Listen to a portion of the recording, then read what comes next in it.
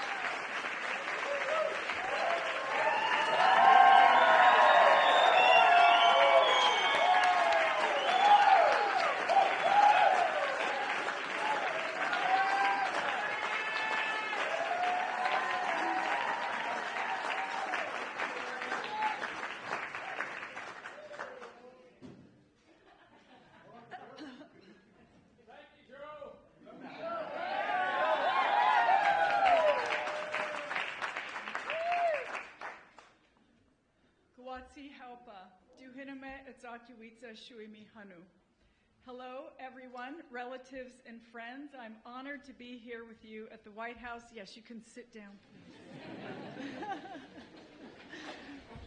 I'm so honored to be here with you at the White House to celebrate President Biden's establishment of Chuckwalla National Monument and to reflect on the Biden-Harris administration's conservation legacy.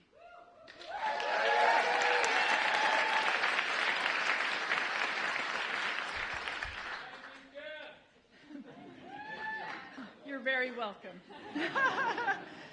Hiking Painted Canyon with Chairman Tortes in the Coachella Valley last year was a highlight of my time as secretary, and I am so proud that I was able to keep up with him.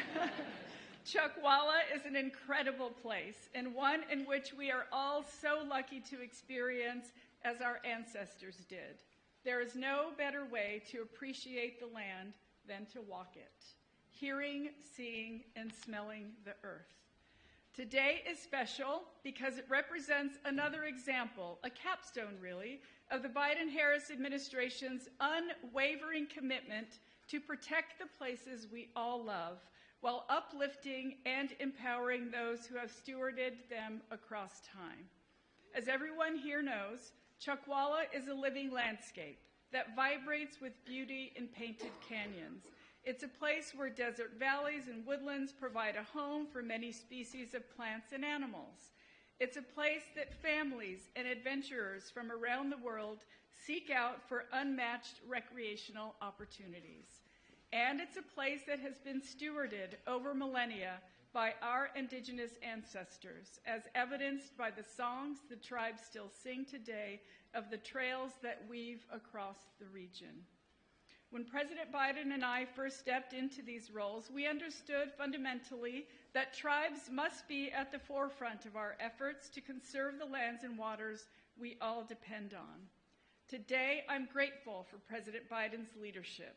I'm grateful he has listened to tribes and local communities across the country and has committed our administration to conserving the places that are core to our identities and to our shared experiences. Above all, I'm grateful for the outstanding partners we share this day with.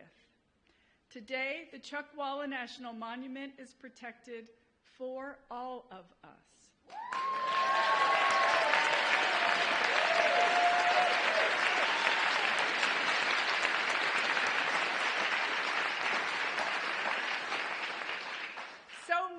of what we do is for our young people, for the next generations who are already inheriting this work and who will carry it forward with grace, expertise, and resilience.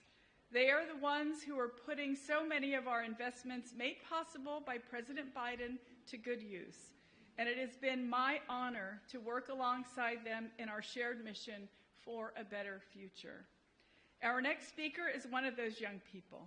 Everyone, please welcome from California, Ryan Reyes.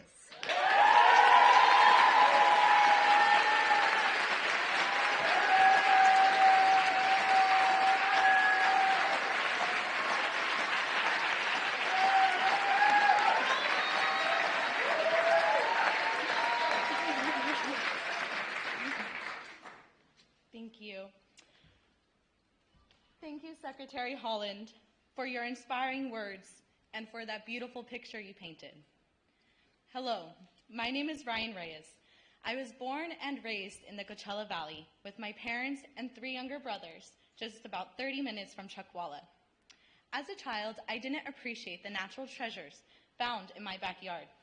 It wasn't until after I left California to go to college in a big city that I realized I needed to be around the mountains, the sun, and the beauty of the desert.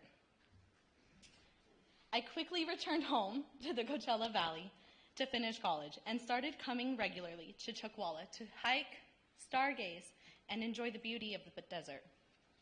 After finishing college, I interned as a Chuckwalla Youth Ambassador for a nonprofit that works to protect California deserts. Then I joined the team at the National Audubon Society, a conservation nonprofit that works to protect birds and their habitats.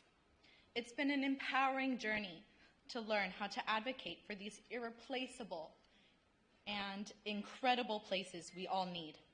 And I plan to devote my career to environmental policy to protect these precious lands, waters, and animals. I realize how lucky I am to live in that magical place and how transformative it can be for our physical and our mental well-being. I want everyone to experience the magic of Chuckwalla. That's why designating Chuckwalla as a national monument represents more than just protecting land. It's an investment in our community's future, so families can enjoy the natural beauty around us. Scientists can explore its mysteries, and we can honor the cultural and historical landscape, or significance it holds for so many. I want to thank Congressman Ruiz, Senator Padilla, and our partners with the Protect California Deserts Coalition, and everyone else who helped make today happen. And of course, our deepest thanks to President Biden. As a young person who feels the weight of the climate crisis, it means everything to know that we have a president who recognizes the importance of protecting these lands and waters for future generations. A champion who has never stopped fighting for us and our planet. A leader who has shown the world what bold climate leadership looks like. It's now my greatest honor to introduce him, ladies and gentlemen, the President of the United States, Joe Biden.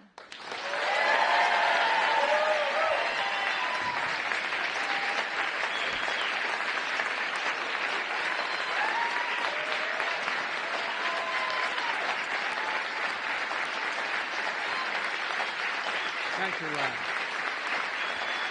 Thank you. Please.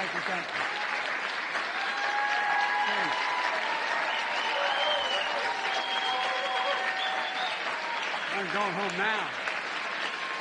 Thank you. Please sit down. Ryan, thank you for the introduction. Your commitment to conservation gives me so much optimism for the future. I mean that sincerely. Before I go much further, I want to explain to you why we have these screens up here. I was hoping we were going to do this in place, so the American people that's being covered by the media would see what we're talking about, feel it, sort of taste it. This is as close as we can get. I'm going to, as I speak, hopefully they're going to bring up the areas I'm talking about so people get some sense of what we're talking about. But I want to make a special thanks to Secretary Deb Haaland, whose incredible leadership these past 4 years has scared the hell out of me.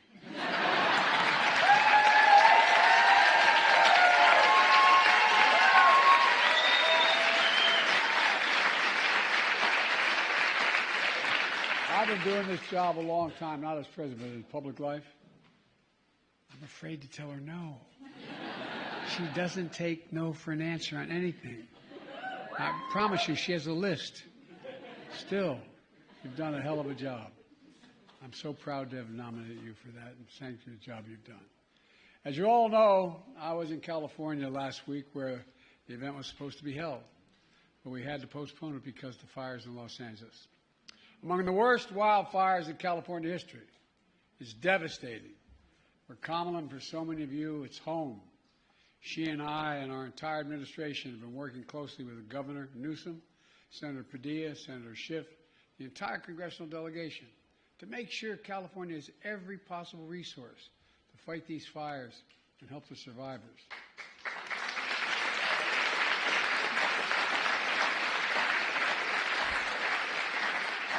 And fight back against the misinformation that's going out.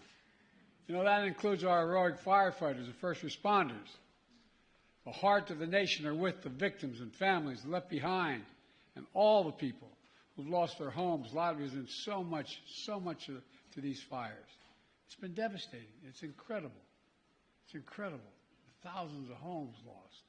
Folks, yet another reminder, tragedy like this is not about blue states and red states, not about conservatives and liberals. It's about the United States of America. The United States of America. And now, to turn to today's event, in addition to Secretary Holland, we have elected officials of the community and from the tribal community, the Indian nations. I learned that a long time ago from Danny Inouye. Just want you to know that, okay? I once said those Indian residents said, no, Joe, come here. Anyway, I was only 30 years old, but I learned it really quickly.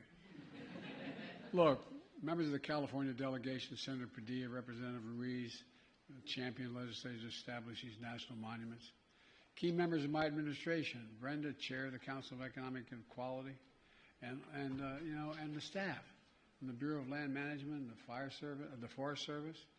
Like many families, Jill and I made it a tradition to take our children and grandchildren to national parks and monuments every year.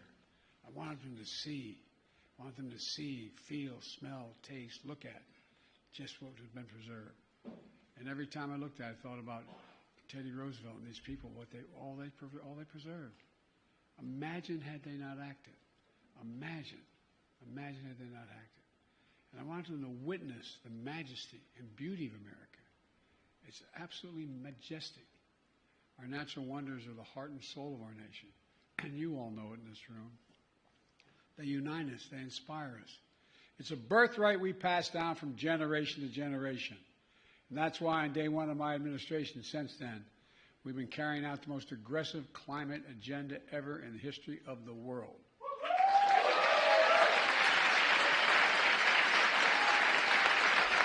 I mean it. Make no mistake, I was able to do it because of you. I know I mean it.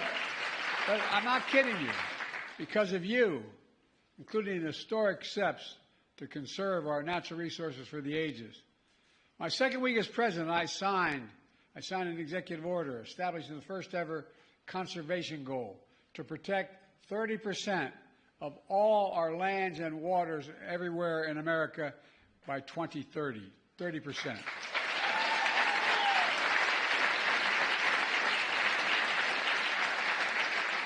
I call this national campaign America the Beautiful.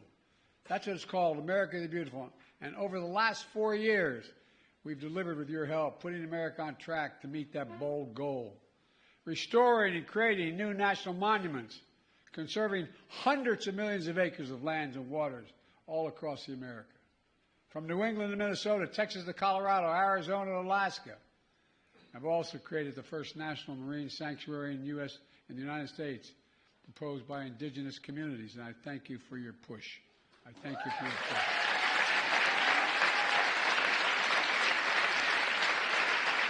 It stretches 116 miles along the California coast, 116 miles to protect the natural and cultural resources while also supporting our progress on offshore wind, I might add.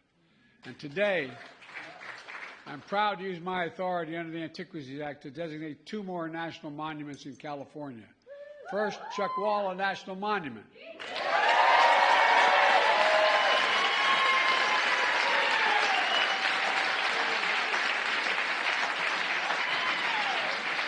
In the Southern California desert, this monument will protect more than 624,000 acres of wildlife habitat and sacred ancestral lands. Ladies and gentlemen, together, prior designations, we're going to create a contiguous corridor along the Colorado River of nearly 18 million acres of protected land, the largest in the lower 48 states.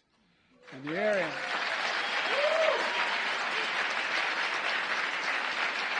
Those at home who may be listening, that's bigger than the entire state of West Virginia. And it's called the Moab-Mojave Conservation Corridor. Look, today's action will also protect and preserve mountain ranges and rugged canyons, desert floors and deep valleys, sandy slopes, stunning peaks. Tucked away in the desert landscape are beautiful springs and over 50 rare plants and animals. Palm trees, cacti, lavender flowers, lizards, mountain lions, bats, bighorn sheep, owls, desert tortoises. I mean, this is incredible what's there.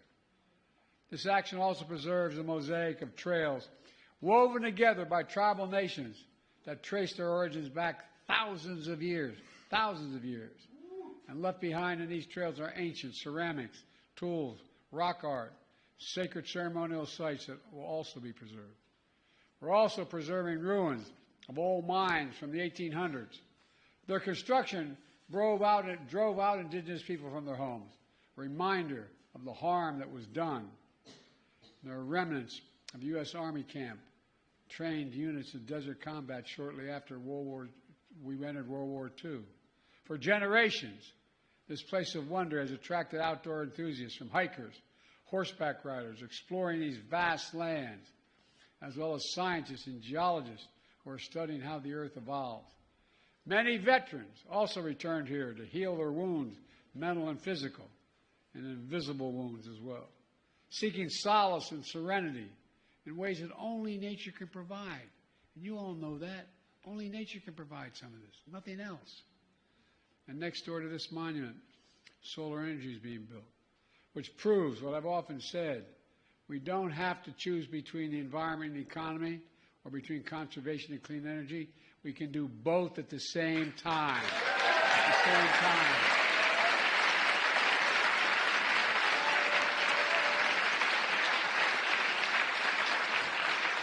This monument offers a perfect roadmap for how to strike that balance.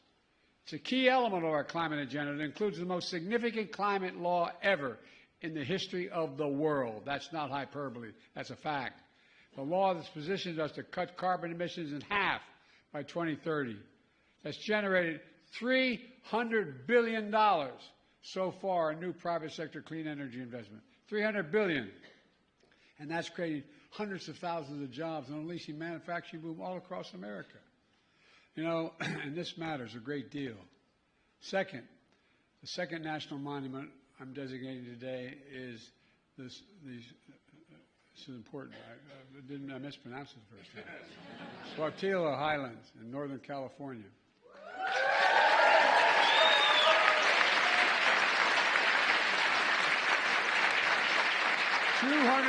240,000 acres of mountains that contain pristine waters and forests, and stunning rock formations, lava fields, craters, and volcanic activity centuries ago. At the center of these highlands, a dormant volcano cradles a beautiful lake inside the summit. The highlands are home for countless plants, animals, including fox, frogs, bald eagles, bumblebees. The night skies there are darkest in America, and distant galaxies and stars are extra visible. It's incredible. In the 1960s, these lava formations were used by NASA to train astronauts on Apollo missions how to observe and take samples from the moon. And ever since, this landscape support California's outdoor recreation economy, from biking, hunting, fishing, canoeing, and so much more. This area is also sacred to many tribal nations, who were violently forced to leave their homes. You know, they held ancient ceremonies here. They found sources of reverence and healing here. And they're preserving lands fundamental to who they are and their way of life. Folks, it's important. Today's monument announcements build on another conservation action I took. Last week, I signed 2 directives to protect the entire East Coast, West Coast, and Florida coast and Eastern Gulf, and parts of the Alaskan coast from offshore drilling for natural gas.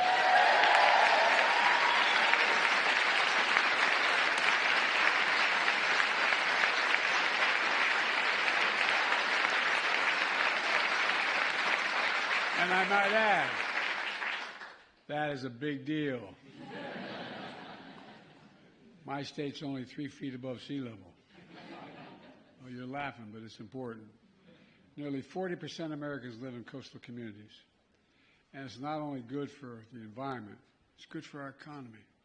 It'll protect coastal fishing industry that generates $320 billion of income a year. Beach tourism that generates nearly $220 billion annually. And 3 million American jobs. It also saves us billions in potential damages by avoiding oil spills like the Deepwater Horizon. You know, in the spirit of conserving not just the waters and lands, but our history, I did something else. I became the first American president to formally recognize a group of mostly Native Hawaiians. They lived for years in uninhabited Pacific Islands in the run-up to World War II to claim them for the United States. And as a nation, we honor their service sacrifice as patriots to our country and stewards of the land. We owe them. Let me close with this. As president, I've had the privilege of bestowing our nation's highest honors on the world's preeminent environmental leaders. 2 weeks ago, I bestowed the Presidential Medal of Freedom on Jane Goodell. Well, guess what? She has memorialized a global movement to protect the planet. She's done an incredible job. In October, I bestowed the National Medal of the Arts on Clyde Butcher, who grew up in California and became America's most acclaimed landscape photographer today. Clyde once said, quote, wilderness is a spiritual necessity. I'd add that our wilderness is a national necessity. Over the past 4 years, I'm proud to have kept my commitment to protect more land and water than any president in American history. More than 670 million acres, bigger than the size of Texas and Alaska combined.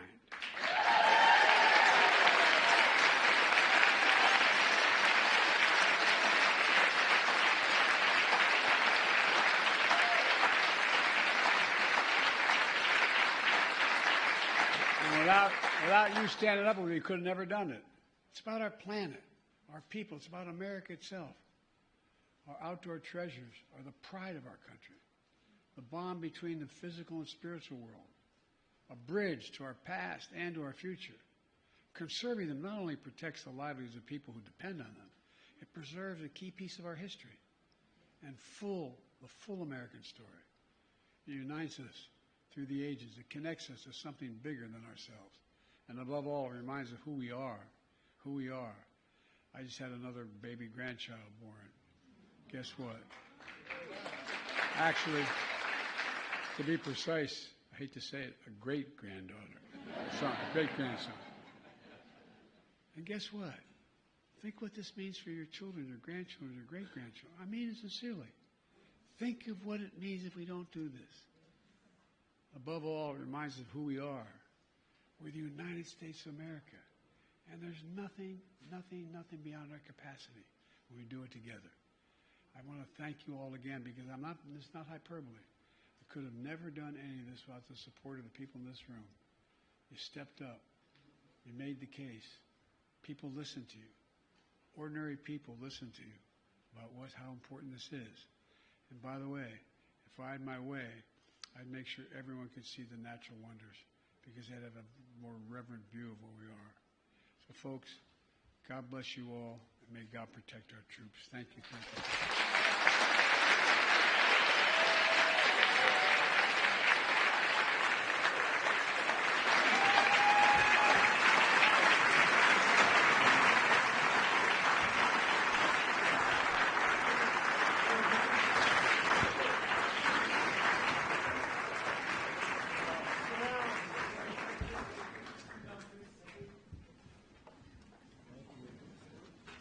first bill I'm signing is the establishment of the California Chuckwalla National Monument.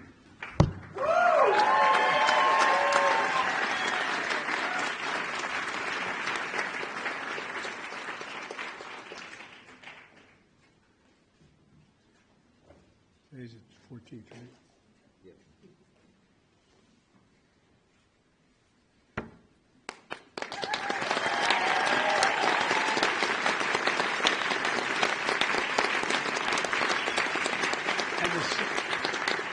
The signing pen goes to the secretary because I'm afraid not to give it to her. You've done an incredible job. I'm going to get each of you a signing pen. All right. You're welcome.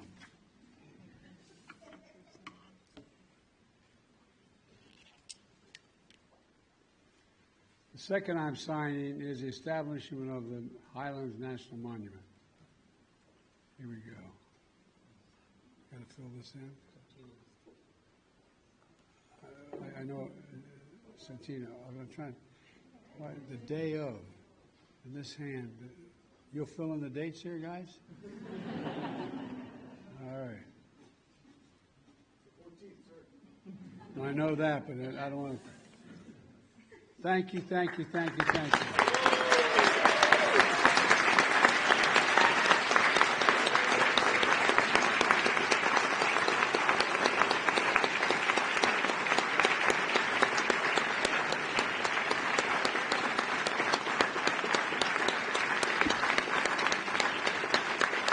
Thank you very much.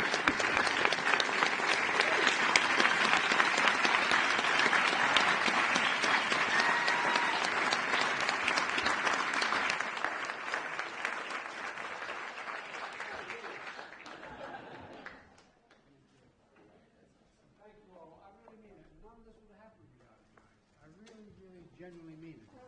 This was a national movement. So thank you. Thank you, Mr. President.